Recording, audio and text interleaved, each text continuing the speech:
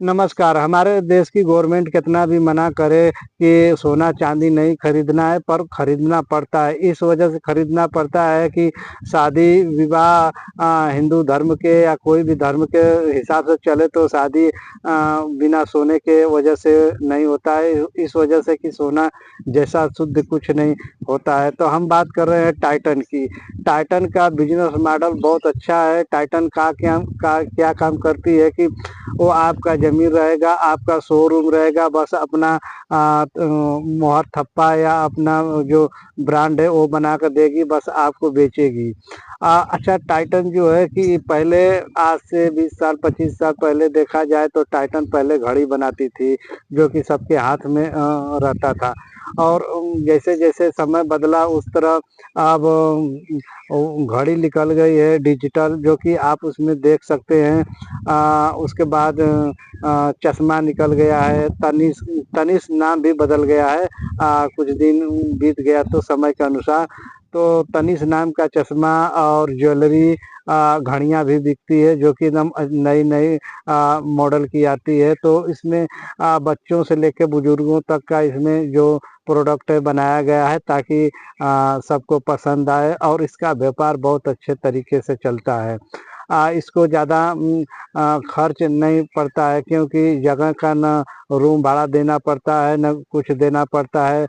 जिसका शोरूम होता है वही खुद देता है, लेकिन बस टाइटन को क्या है, उसको अपना मुनाफा चाहिए, इसके वजह से वो आगे बढ़ती है।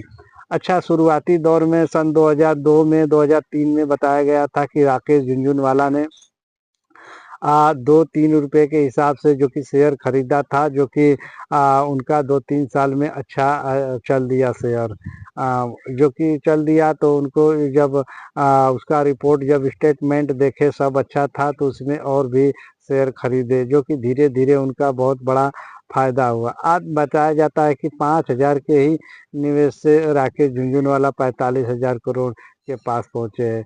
मैंने एक बार राकेश झुनझुनवाला के बारे में पढ़ रहा था, जो कि मैं मुंबई में था, तो मैं सोचा कि एक बार क्यों न जाके मिल लेते हैं। तो मैंने उनका डिटेल निकाला, तो मैं नरीमन पॉइंट में जाकर मैं उनके घर पे जाके देखा, तो बहुत ऑफिस बहुत बड़ी थी। मैं सोचा एक बार कम से कम एक झलक तो देख लूँ, क्योंकि भाई साहब हम लोग बहुत मिडिल क्लास के हैं, लेकिन कुछ बातचीत नहीं कर सकते हैं, तो मैं देख लूँ। तो वहाँ पर जा किसी से वही कोई ऐसा आदमी था भी नहीं कि किसी से हम पूछ सकते हैं। तो किसी से अगर पूछा, 1-2 आदमी से पूछा, तो भी मालूम पड़ा कि नहीं साहब आते हैं, लेकिन किसी को मालूम नहीं पड़ता, आकर चले जाते हैं। उनका टाइम फिक्स नहीं रहता है। तो बड़े बड़े लोगों, अच्छा वो आते हैं तो 1-2 गाड़ी नहीं, कितनी गाड़ियां उनके पीछे चलती है, क्योंकि उनका बहुत देश के बहुत बड़ा बिजनेसमैन है, तो उनके ऊपर ध्यान रखा जाता है। तो मैंने ऐसे ही क्या मालूम मेरे दिमाग में क्या था, मैंने उनको रोज हफ्ते में एक दिन रोज जाता था। वो भी जाता था संडे वाले दिन, जो कि संडे वाले दिन ऑफिस पर जल्दी आते नहीं थे। संडे वाले दिन हमको टाइम मिलता था, उसी दिन जाकर उससे मिलने जाते थे, लेकिन कभी मुलाकात नहीं हुई। पर मैं उनके ही वीडियो से, उनके ही बातों से मैं इंस्पायर हुआ हूँ, जो कि शेयर मार्केट में बहुत कुछ सीखा हूँ। जो सीख रहा हूँ वो आपको ही आप लोगों को ही दे रहा हूँ। तो उन्होंने टाइटन से ही बहुत बड़ा साम्राज्य खड़ा किया। और भी शेयर उन्होंने खरीदे, जिसमें कि लॉस भी गया, लेकिन फिर भी उन्होंने हार नहीं माना।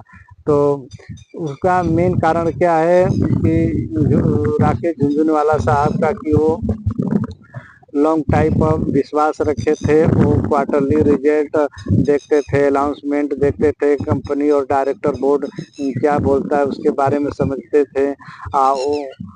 उन्होंने उनके पास कुछ पैसा आया, तो उन्होंने आकाशा एयरलाइंस भी चालू किया, जो कि कुछ दिन चला, लेकिन बीच में उनका जब देहांत हुआ, तो उसके बाद उनकी औरत रेखा झुनझुनवाला ने पूरा हैंडल संभाला, जो कि आज बहुत अच्छा चल रहा है।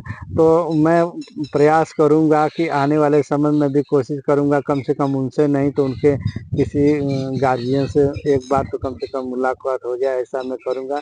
तो राकेश झुनझुनवाला से मैं इंस्पायर हुआ हूँ। तो टाइटन कंपनी बहुत अच्छी कंपनी है। इसका बीच में थोड़ा लाइन डोरी गड़बड़ हो गया था, लेकिन फिर भी लाइन पर आ गया। इसका ग्रोथ अच्छा है।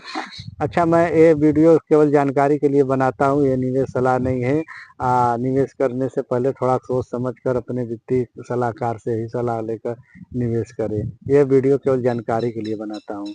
तो आप लोग बस मेरी वीडियो देखते रहें और थोड़ा लाइक शेयर सब्सक्राइब कर दीजिए। अब यहीं तक रहने देता हूँ, तब तक के लिए नमस्कार।